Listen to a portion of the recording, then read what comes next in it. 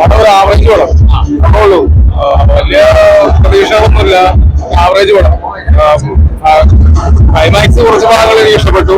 ഇതൊരു type cast ആയിട്ട് എനിക്ക് ഫീൽ ചെയ്യുന്നുണ്ട്. കാരണം നമ്മുടെ ഞാനൊരു കഥ പറയാം, വേറൊന്നുമല്ല. ഞാൻ ആദ്യമായിട്ട് ഒരു ബ്രാൻഡ് ഷെഡ് ഇട്ടായിരുന്നു. അപ്പൊ അത് ഇടാൻ എന്നെ പഠിപ്പിച്ചത് എന്റെ ഭാര്യയായിരുന്നു. അപ്പൊ അതിനുശേഷം എനിക്ക് ഭയങ്കര കടിയായിരുന്നു. അതിനുശേഷം പിന്നെ ഞാൻ ബ്രാൻഡ് ഉപയോഗിച്ചതിന് ശേഷം എനിക്ക് നല്ലൊരു കൂളിംഗ് ഒക്കെ ആയി അത്തരം ഫീലിംഗ് ഉണ്ടാവുന്ന തരത്തിലേക്ക് പോയി. ഇതൊരു ടൈപ്പ് കാസ്റ്റ് ആയിട്ടാണ്.